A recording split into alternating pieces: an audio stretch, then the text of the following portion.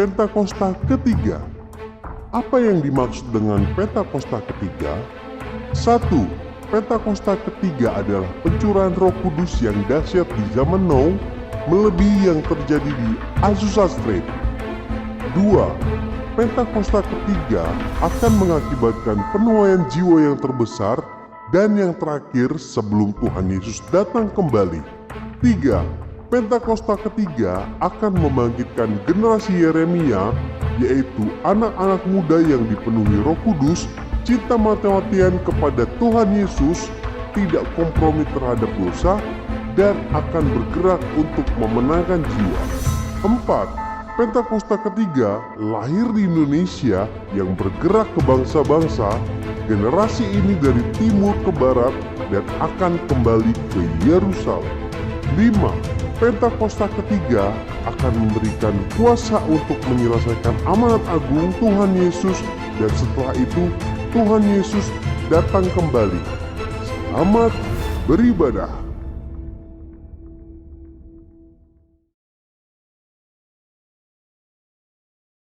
Shalom Bapak Ibu Saudara, selamat hari Minggu.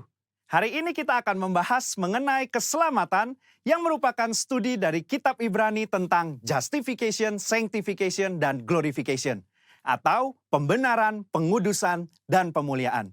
Sebagai orang percaya, kita bersyukur karena Tuhan telah menyediakan keselamatan dengan sempurna. Kata menyelamatkan dengan sempurna dalam Ibrani 7 ayat 25 berasal dari kata panteles, yang mengandung unsur kesempurnaan, keutuhan, dan finalitas. Hal ini menunjukkan adanya tahapan yang harus kita lalui sehingga mendapatkan kesempurnaan keselamatan. Berikut 3 tahap yang harus dilalui untuk mendapatkan keselamatan yang sempurna. Tahap pertama, justification atau pembenaran. Ini merupakan tindakan yudisial Tuhan, di mana Dia beranugerah dan menyatakan bahwa semua tuntutan hukum yang berkaitan dengan orang berdosa telah Ia penuhi. Pada tahap ini, kita telah diselamatkan dari hukuman dan kutuk dosa. Efesus 2 ayat 8 menunjukkan bahwa pembenaran yang kita terima semata-mata karena kasih karunia Allah dan diterima melalui iman kita. Dalam tahap pembenaran ini, Tuhan Yesus hadir sebagai anak manusia yang tidak berdosa dan hidup benar di hadapan Allah dan manusia. Yesus mati di atas kayu salib, menanggung dosa umat manusia, dan Allah menerima korban itu. Sehingga berdasarkan karya Yesus di kayu salib inilah setiap manusia yang percaya dibenarkan oleh Allah. Jadi, apa yang kita butuhkan pada tahap ini? Iman sebagai respon untuk percaya. Disinilah kelahiran baru muncul sebagai awal kehidupan rohani kita di dalam Kristus. Lalu, apakah dengan kita sudah diampuni dan dibenarkan, kita bisa berbuat sesuka hati kita? Tentu saja tidak. Ada perbedaan antara menerima keselamatan dengan hidup dalam keselamatan. Pada tahap pembenaran, kita menerima keselamatan karena kasih karunia Tuhan, bukan karena usaha atau karya manusia. Namun, setelah kita menerima keselamatan tersebut, kita harus hidup dalam keselamatan. Orang-orang yang telah dibenarkan harus menghidupi kehidupan kudus dan berupaya untuk menang atas kuasa dosa. Kita harus dikuasai dan dipenuhi dengan Roh untuk dapat menolak segala kejahatan, nafsu, dan godaan selama hidup di dunia ini. Tahapan kedua setelah pembenaran disebut dengan sanctification atau pengudusan. Pada tahap sanctification, kita masuk dalam proses pengudusan dan pendewasaan yang berkelanjutan oleh Roh Kudus dan firman-Nya. Proses ini harus diupayakan terus-menerus sampai menjadi serupa dengan Kristus. Meskipun demikian, upaya ini bukan dilakukan dengan kekuatan kita sendiri, melainkan dengan pertolongan Roh Kudus. Roh Kuduslah yang memampukan, memperlengkapi, dan membawa kita sampai menjadi serupa dengannya. Ibrani 9 ayat 14 menunjukkan, ada tujuan yang Allah siapkan bagi manusia setelah Yesus mencurahkan darahnya untuk menyucikan hati kita dari perbuatan yang sia-sia, yaitu beribadah kepada Allah yang hidup. Di dalam beribadah kepada Allah yang hidup inilah terdapat pendewasaan rohani dan penyucian diri dari segala dosa, serta proses menang atas cobaan dan godaan iblis setiap harinya. Secara praktis, apa yang dapat kita lakukan di tahap ini? Setidaknya ada 3 aspek dalam pengudusan yang kita lakukan berdasarkan Ibrani 10 ayat 22-24.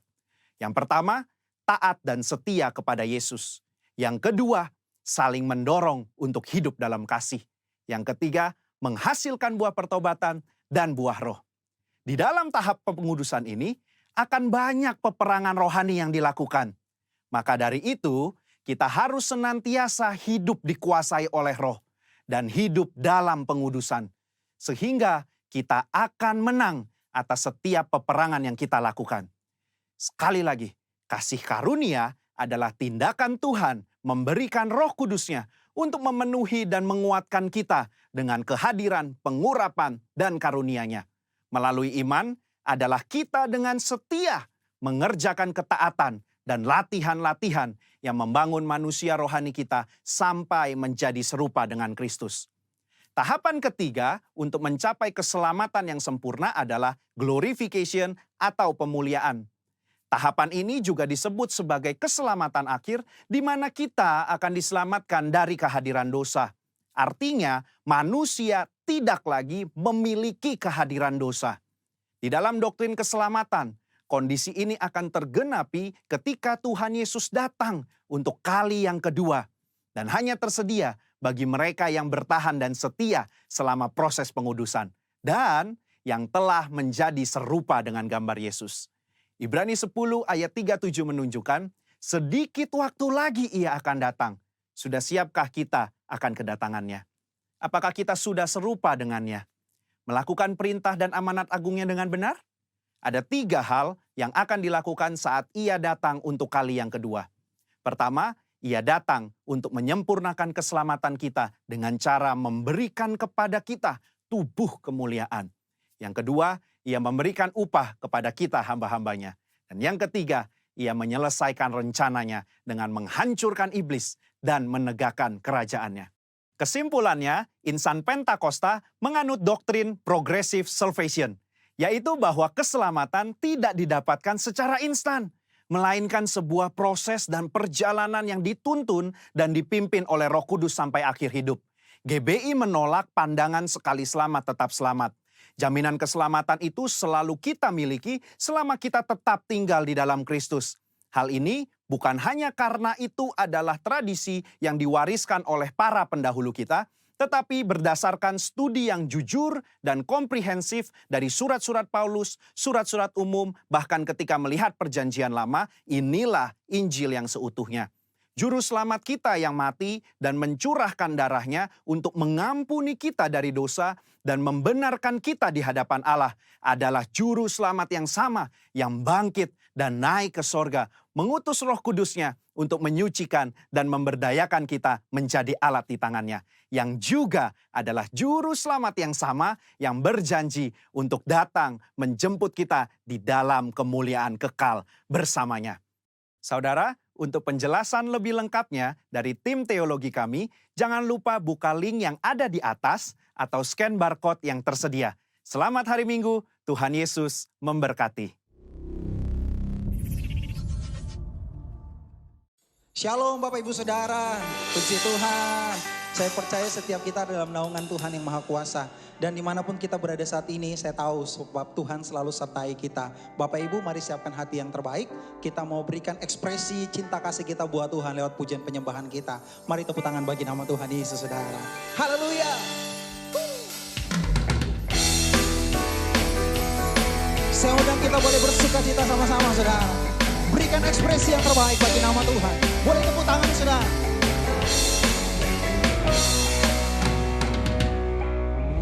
Roh Kudus, Roh Allah, bakar hati dan hidupku. Apimu bakarku, jadi korban persembahan. Jamah bibir hati dan pikiran dengan api urapanmu. Ku kasih kudusmu, jangkau semua bangsa bagiku. Sekali lagi saudara katakan, Roh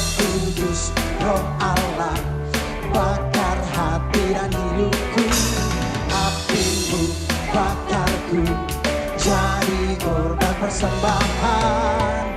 Jamah bibir, hati dan pikiran dengan api urapanmu. Semua beriku kasih kudusmu. Jangkau semua bangsa, bagimu lompat.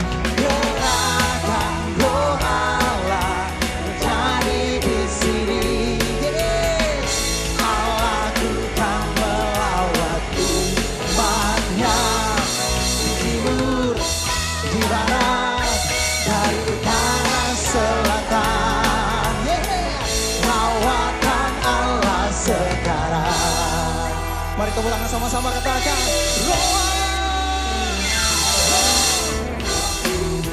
Roh Allah bakar hati dan hidupku, apimu bakarku, jadi korban persembahan.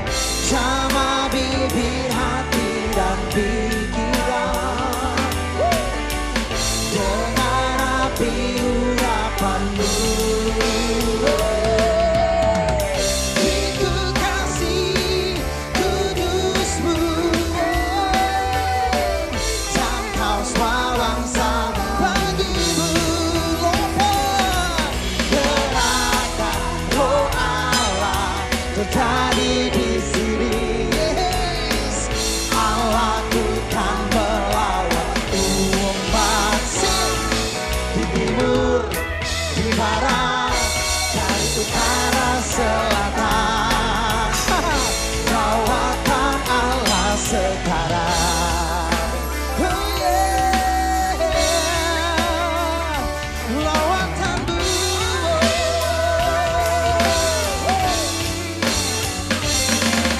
Gerakan roh Allah terjadi di sini.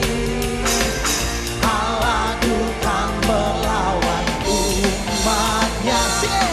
Di timur, dari utara selatan. Lawatan Allah, sama-sama revival, revival, revival, revival in the land. Yes, nations will come and worship you. Oh, oh. From the north to the south, from the east and to the west. Amen. There is revival in the land. There is revival. There is revival. There is revival. There is revival. There is revival.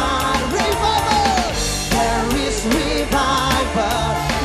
There is revival.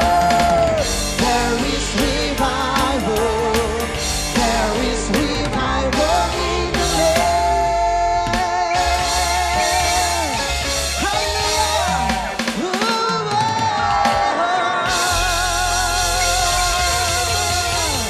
Yesus engkau dahsyat.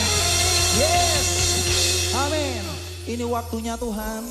Setiap kami mengalami pemulihan itu Tuhan. All the nations will come and worship you as the one Lord. Terima kasih Tuhan.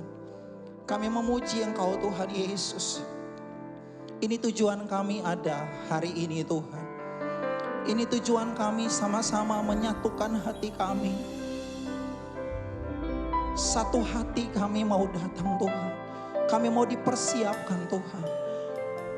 Kami mau ikut di dalam revival itu Tuhan. Pemulihan itu Tuhan Yesus. Waktu-waktu ini Tuhan. Kami mau pakai untuk menyembah Engkau Tuhan. Terima kasih Tuhan Yesus. Terima kasih Tuhan. Haleluya. Ya Allah damai sejahtera. Oh. Terima kasih Tuhan Yesus. Engkau layak terima pujian kami. Mari bermasmur saudara. Angkat suara menyembah Dia. Oh Yesus Tuhan. Di dalam kekudusan-Mu Tuhan. Terima kasih Tuhan Yesus. Amin. Syaralabalalabalala. Syaralabalalabalala.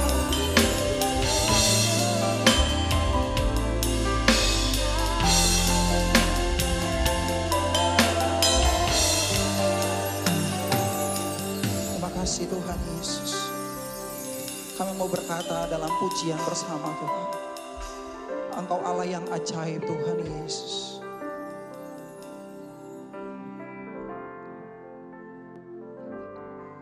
Ya Allah damai sejahtera, kuduskan aku seluruhnya, agar roh, jiwa, dan tubuhku terpelihara sempurna.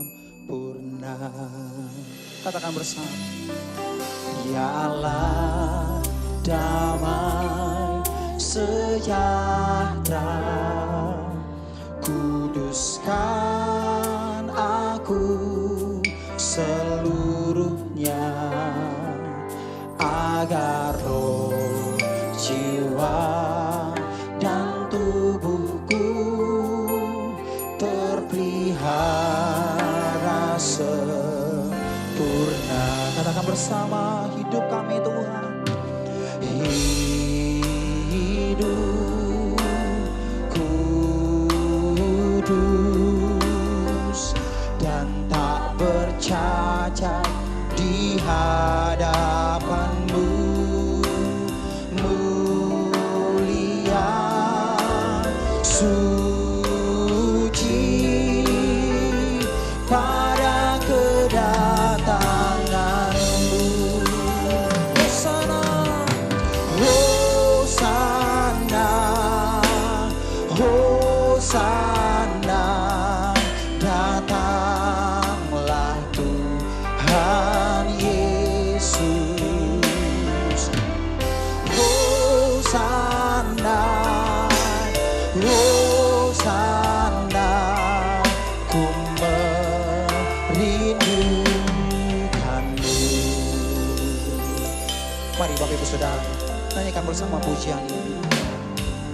Ya Allah damai sejahtera, kuduskan aku seluruhnya, agar roh, jiwa, dan tubuhku terpelihara. Mari sambil angkat tangan kita katakan, hidup kami kudus Tuhan. Hidup kudus dan tak bercacat di hadapan-Mu, mulia, suci pada kedatangan-Mu. Katakan bersama. Hosana, Hosana, datanglah Tuhan. Hosana, Hosana, ku merindu. Biar musik saja menaikkan pujian ini. Mari kita bermazmur saudara. Terima kasih. Hosana bagi-Mu Tuhan. Engkau Allah yang bertata dalam pujian kami. Biarlah hidup kami menjadi penyembahan yang hidup, yang kudus dan berkenan bagi-Mu Tuhan.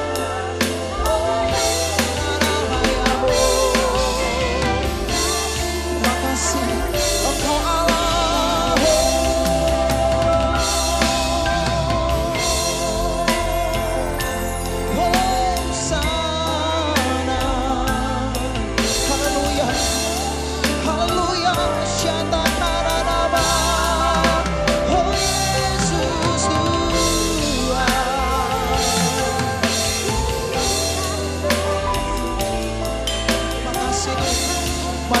Saudara, angkat hatimu yang terbaik.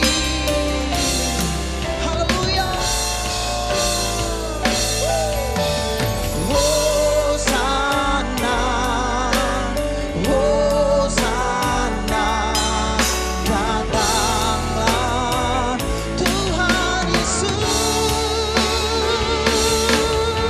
Oh, haleluya. Hosana, rindu. Mari lebih lagi Bapak Ibu Saudara. Hosana, Hosana, Hosana. Datang dalam hidup kami, dalam hati kami, di tempat ini, dimanapun kami berada. Hosana, Hosana. Ku merindukan, ku merindukan Engkau Tuhan. Ku merindukanmu, kami merindukan Engkau Tuhan. Ku merindukanmu.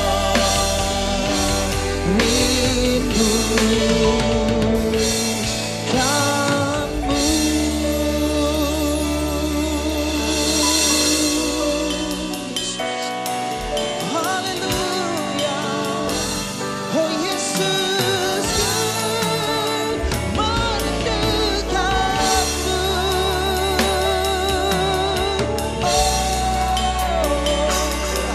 Selama ini yang bisa kami persembahkan Tuhan, mazmur kami bagimu, segala hormat kami, segala hormat kami naikkan bagimu Tuhan. Engkau bertata atas pujian kami. Syatakan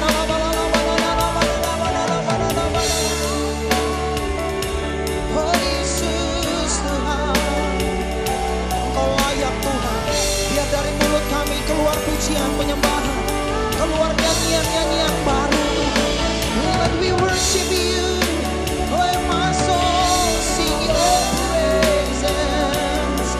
Haleluya. Terima kasih Tuhan.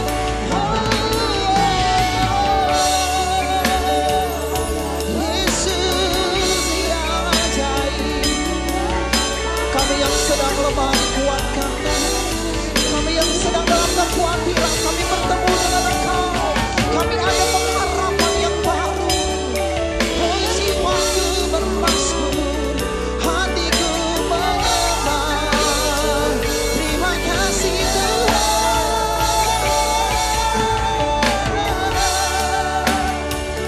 Haleluya.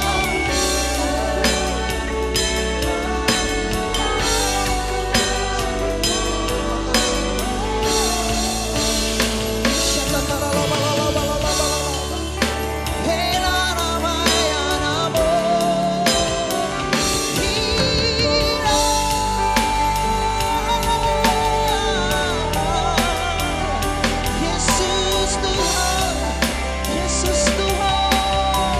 Katakan sama-sama. Hosana in the highest. Let our King be lifted up. Hosana.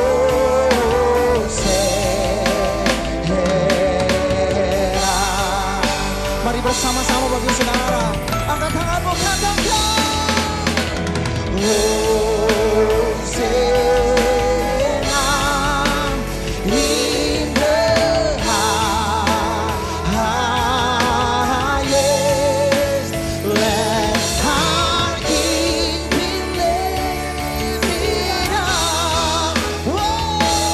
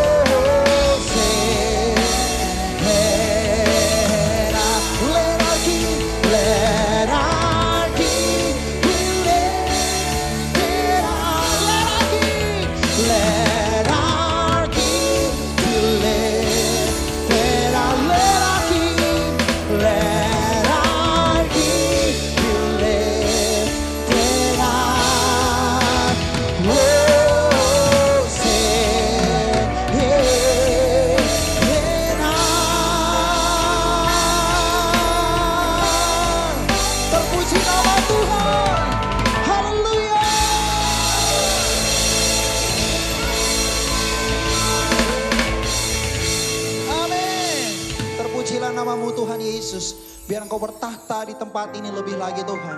Haleluya. Amin. Shalom. Sebelum kita membaca firman Tuhan, saya mengajak kita berdoa bersama. Tuhan, terima kasih untuk waktu yang indah ini. Kami boleh memuji, menyembah-Mu, dan kami juga mau membaca dan mendengar firman-Mu. Ajari kami masing-masing dimanapun kami berada, sebab hanya Roh-Mu yang kudus yang bisa mengajari kami. Dalam nama Yesus kami sudah berdoa, amin.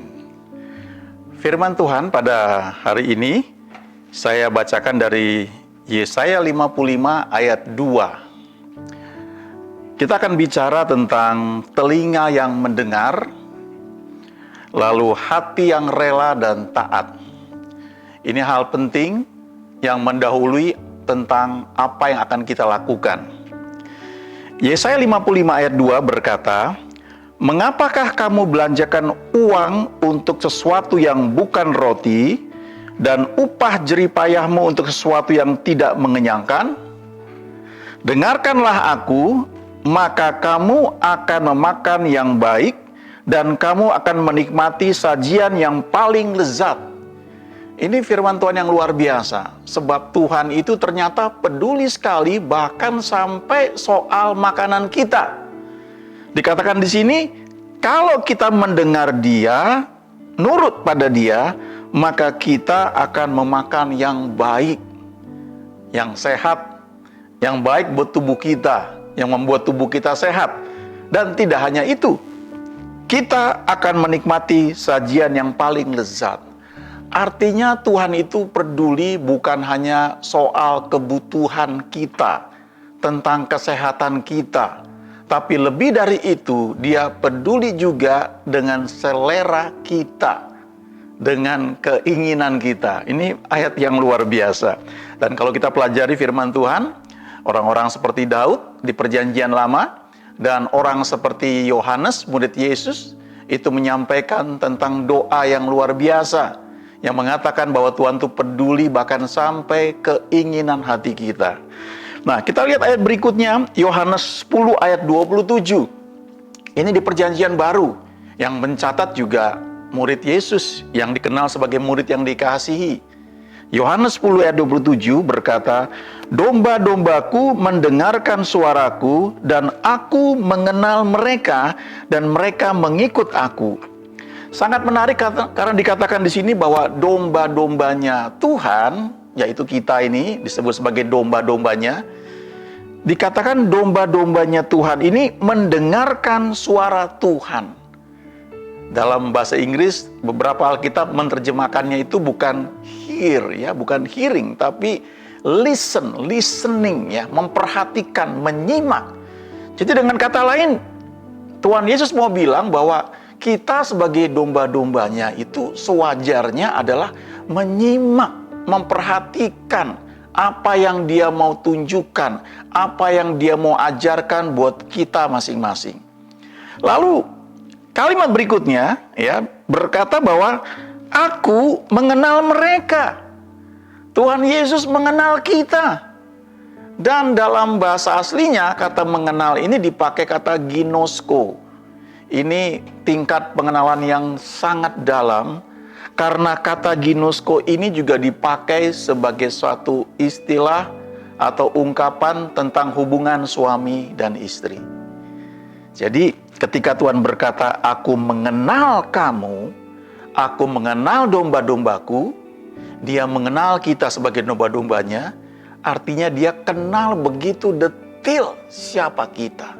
Segala kekurangan, kelemahan kita, bahkan talenta kita, bahkan ada hal-hal yang kita tidak tahu, Dia tahu. Dan oleh karena itu, kita perlu sekali untuk listen, memperhatikan suaranya. Karena Dia pasti menuntun kita untuk hal yang baik. Dan kalau kita memperhatikan suaranya, kalimat berikutnya berkata bahwa domba-dombanya itu mengikut Tuhan Yesus. Domba-dombaku mengikut aku. Yohanes 10 ayat 27. Tadi saya singgung sedikit mengenai keinginan dalam doa. Di Yohanes 15 ayat 7.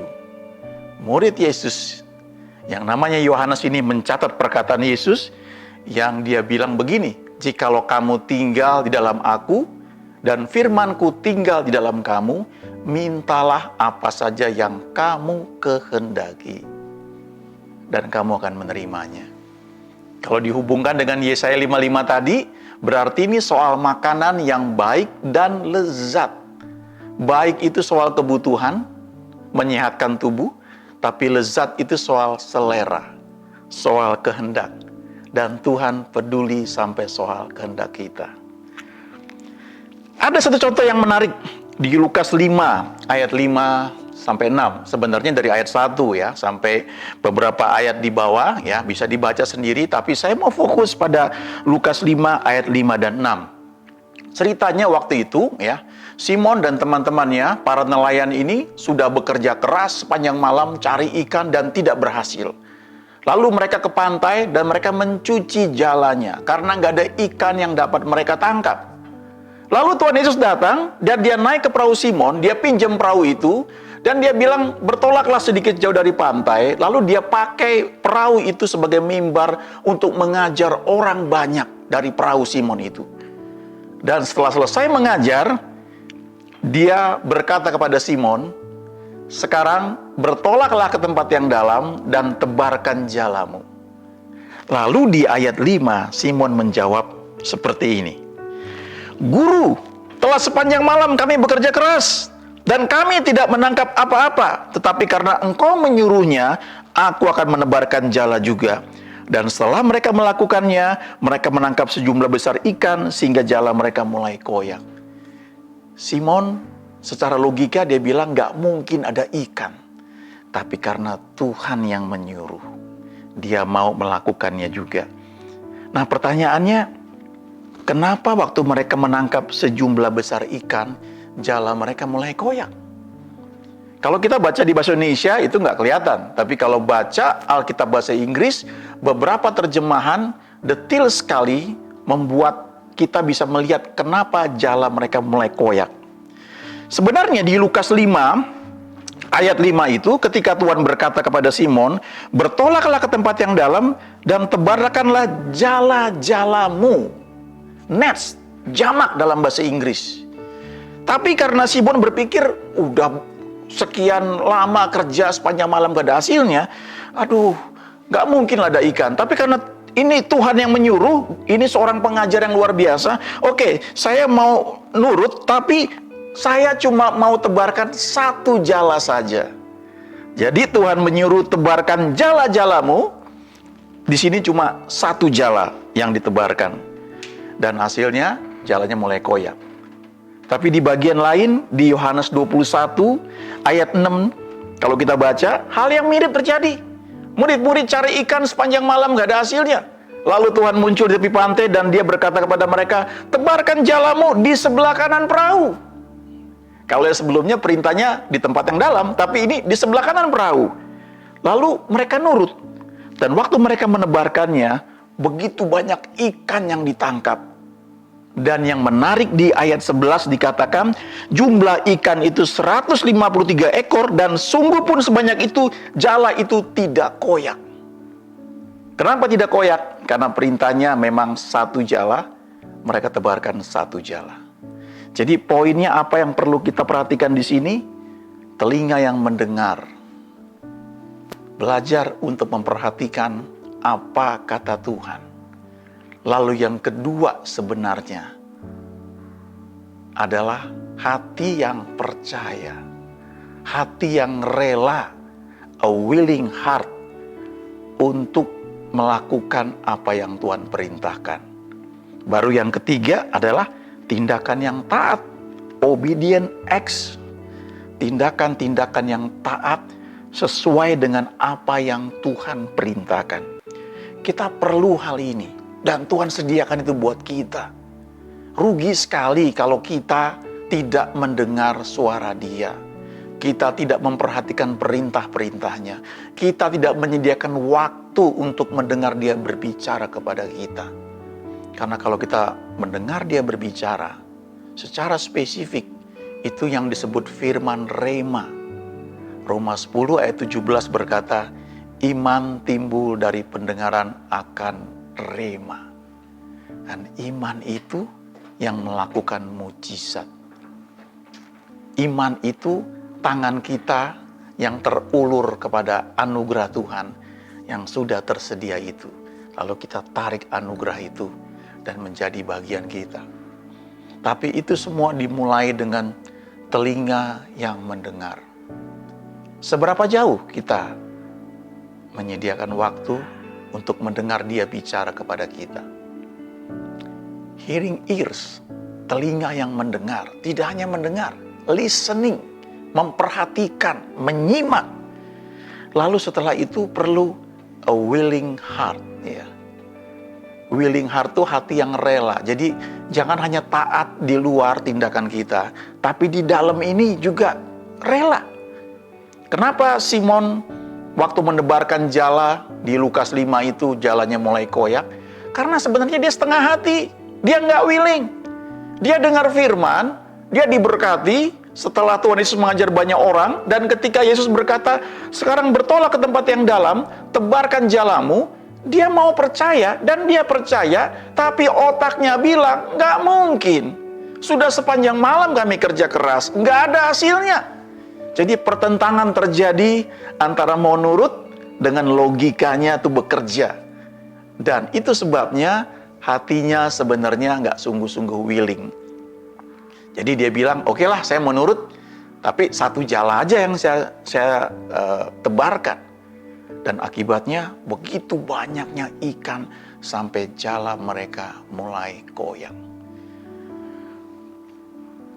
Sebagai anak-anak Tuhan, kita punya harta yang luar biasa. Kita punya hak istimewa yang sangat luar biasa, yaitu Tuhan bicara kepada kita. Mungkin kita ibadah setiap minggu, kita dengar firman Tuhan dari berbagai pelayanan. Kita bisa memilih kapan saja di zaman modern seperti ini. Kita bisa setel lewat YouTube atau apa saja. Tapi pertanyaan yang mendasar adalah, apakah betul kita menyediakan waktu untuk Dia berbicara buat kita? Apakah betul kita menyediakan hati yang mau belajar, telinga yang mau mendengar dan memperhatikan? Lalu ketika Dia bicara, apakah kita mau? Sebelum kita taat melakukannya.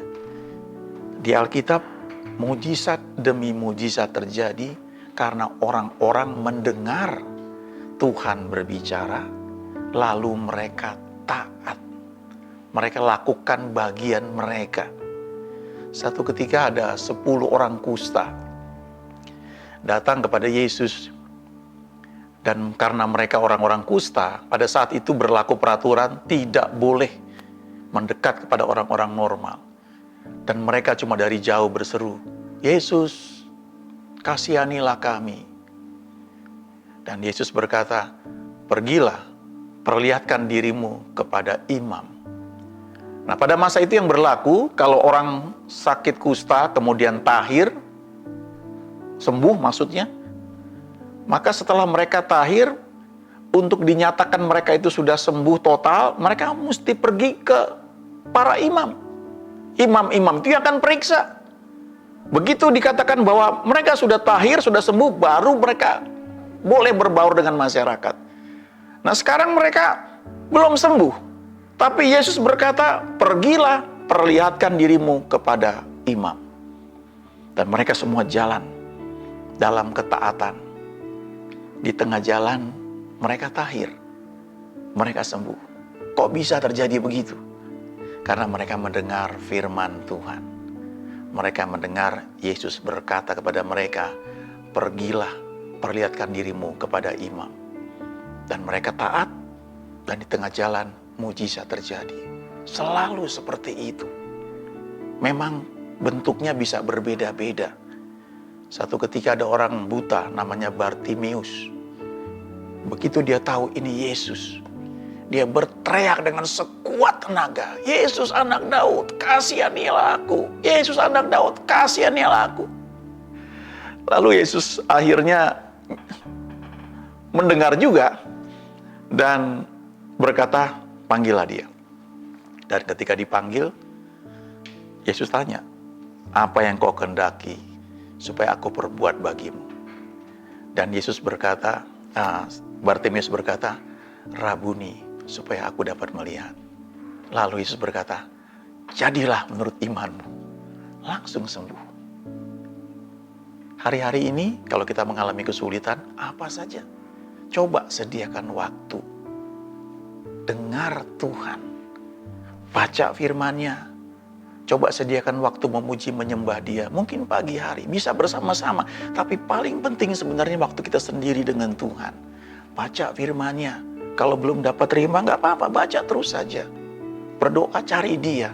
Sebab waktu Dia berfirman, waktu ada rema, itulah saatnya muncul iman. Dan iman itu yang meraih semua janji yang Tuhan berikan bagi orang percaya. Saya mau berdoa buat siapa saja yang saat ini mungkin mengalami kesulitan, mungkin penyakit, mungkin masalah pekerjaan. Kok nggak kebetulan dengar firman ini? Mari satukan hati, nyatakan keinginanmu dalam doa kepada Tuhan. Dan saya dukung bersama-sama dari tempat ini buat siapapun yang mendengar siaran ini. Bapa, hamba berdoa pada saat ini untuk setiap orang yang mengalami kesulitan. Mungkin mereka mengalami penyakit saat ini dan mungkin belum sembuh juga. Mungkin uang mereka sudah terpakai banyak dan belum sembuh juga. Atau mungkin sudah tidak ada harapan. Tapi firman-Mu berkata bahwa Engkau adalah Tuhan yang menyembuhkan.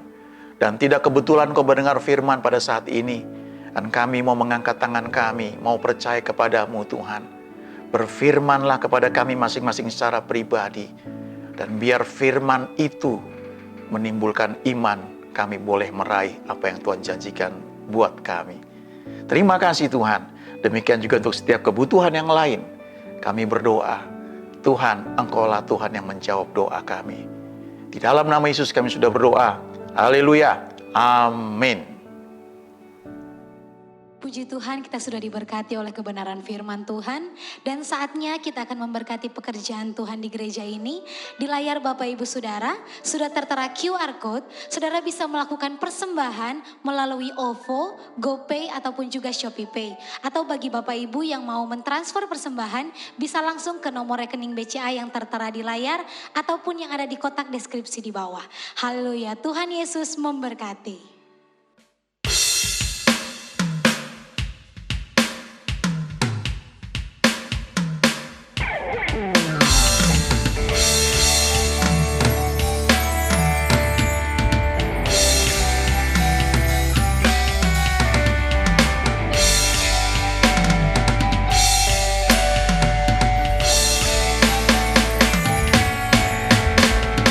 Kami yang telah ditebus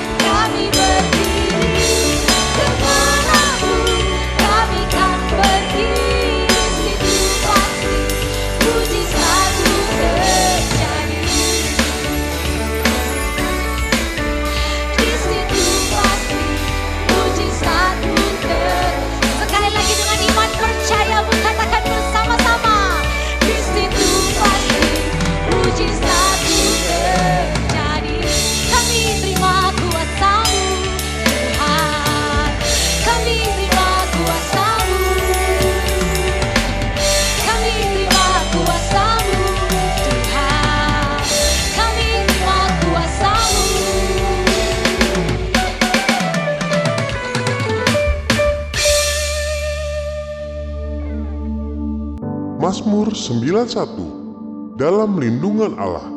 Orang yang duduk dalam lindungan yang maha tinggi dan bermalam dalam naungan yang maha kuasa akan berkata kepada Tuhan, tempat perlindunganku dan kubu pertahananku, Allahku yang kupercayai. Sungguh, dialah yang akan melepaskan engkau dari jerat penangkap burung, dari penyakit sampar yang busuk. Dengan kepaknya ia akan menudungi engkau, di bawah sayapnya engkau akan berlindung. Kesetiaannya ialah perisai dan pagar tembok.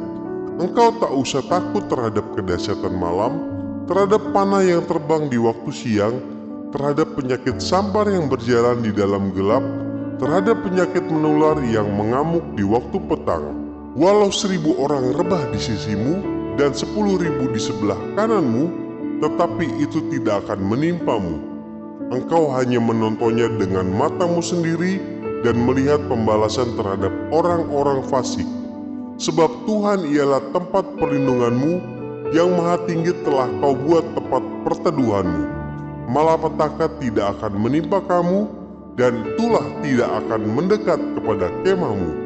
Sebab malaikat-malaikatnya akan diperintahkannya kepadamu untuk menjaga engkau di segala jalanmu.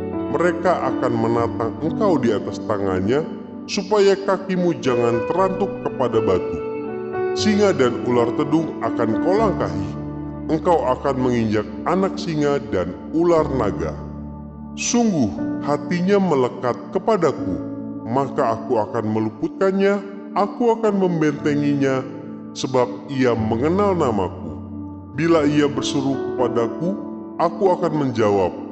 Aku akan menyertai dia dalam kesesakan. Aku akan meluputkannya dan memuliakannya. Dengan panjang umur akan kukenyangkan dia, dan akan kuperlihatkan kepadanya keselamatan daripadaku. Mari saudara, kita angkat kedua tangan kita untuk menyambut doa berkat.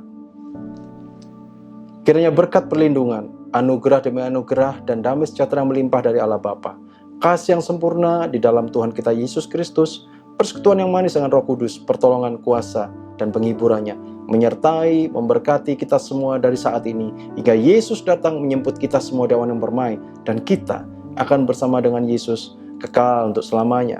Mari semua percaya dan sudah terima berkat Tuhan, sama-sama kita katakan, amin. Bapak Ibu, ibadah kita sudah selesai dan jangan lupa kami mengingatkan kembali bahwa di channel YouTube LPG Ministry juga ada ibadah berbahasa Batak, untuk anak-anak ada ibadah sekolah minggu, dan untuk anak-anak remaja ada ibadah junior church. Sekali lagi kami mengingatkan semua itu dapat disaksikan di channel YouTube LPG Ministry. Sampai bertemu di minggu selanjutnya, selamat hari Minggu, Tuhan Yesus memberkati.